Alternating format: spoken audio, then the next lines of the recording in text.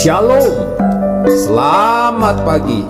Sate pagi hari ini bertemakan kebahagiaan adalah seperti kupu-kupu. Karya Pendeta Dr. Andar Ismail dari seri buku Selamat Ribut Rukun, terbitan BPK Gunung Mulia. Untuk apa orang menikah atau mempunyai anak atau membeli rumah? Banyak orang akan menjawab, supaya berbahagia.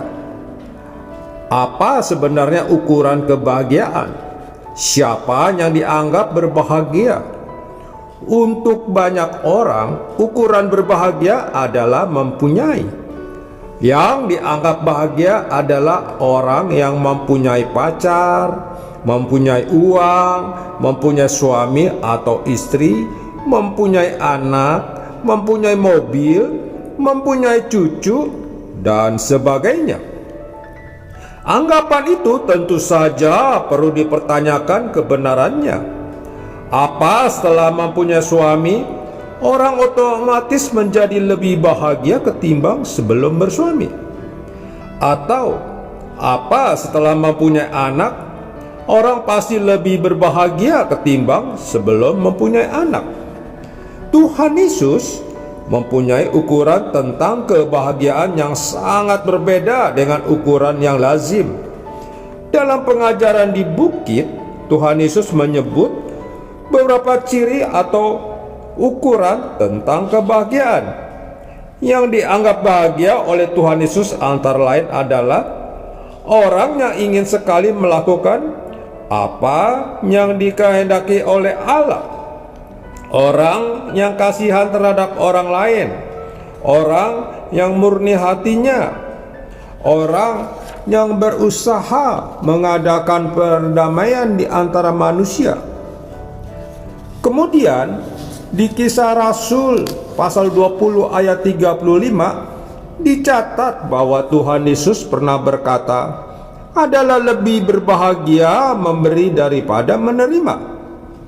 Jadi, menurut Tuhan Yesus, orang yang berbahagia bukanlah orang yang mempunyai, melainkan sebaliknya. Orang yang memberi, yaitu memberi dirinya kepada Tuhan dengan jalan melakukan kehendak Tuhan, dan memberi dirinya kepada orang lain dengan jalan mengasihi atau membawa damai. Di sini tampak kesejajaran antara ajaran Tuhan Yesus dengan ajaran Aristoteles tentang kebahagiaan. Aristoteles, filsuf pendidikan Yunani yang hidup 300 tahun sebelum Masehi, mengatakan bahwa tujuan pendidikan adalah mencapai kebahagiaan. Tetapi menurut Aristoteles, kebahagiaan bukan sikap yang berporos pada diri sendiri dalam arti mendapatkan kebutuhan dan keinginan sendiri. Menurut Aristoteles, kebahagiaan adalah penggunaan semua kemungkinan dalam diri seseorang untuk dijadikan kebahagiaan bagi orang lain. Selama ini rupanya konsep kita tentang kebahagiaan adalah terlalu sempit. Kita mengira bahwa kita menjadi bahagia bila kita memiliki ini atau itu. Padahal sebenarnya kita menjadi bahagia bila kita berbuat sesuatu untuk orang lain. Kalau kita menolong seseorang dan orang itu merasa sangat tertolong dan begitu senang, bukankah yang menjadi lebih senang adalah kita sebagai penolong dan pemberi?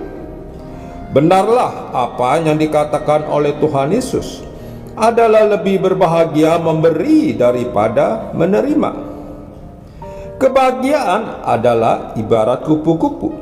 Kalau kita mengejarnya, kupu-kupu itu pasti terbang dan cepat-cepat pergi. Tetapi bila kita tenang dan berdiam diri, kupu-kupu itu malah akan hinggap. Demikian pula dengan kebahagiaan. Kalau kita mengejar kebahagiaan, mungkin kebahagiaan itu akan lari. Tetapi kalau kita tenang, dan membuka diri terhadap kebutuhan dan persoalan orang lain, kita akan merasa bahagia bahwa kita telah dapat menolong orang itu. Sebenarnya, mencari kebahagiaan atau mendapatkan kebahagiaan adalah kontradiksi interminis, yaitu kata-kata yang saling bertentangan, seperti es panas atau air kering. Sebab kebahagiaan tidak bisa kita cari dan tidak bisa kita dapatkan atau miliki. Kebahagiaan dengan sendirinya akan datang pada waktu kita membuka diri terhadap orang lain, pada waktu kita tersenyum, menyapa, dan mengulurkan tangan kepada orang yang membutuhkan senyum, sapaan, dan uluran tangan kita. Pada saat itu kebahagiaan akan memancar dari wajah kita. Kebahagiaan bukan sesuatu yang bisa kita kejar atau miliki. Kebahagiaan adalah sesuatu yang kita pancarkan. Amin. Mari kita berdoa. Bapa Surgawi, biarlah kami mendapatkan kebahagiaan sejati dari Tuhan dalam kehidupan kami. Amin. Yesus sayang padaku, Alkitab mengajarku, walau ku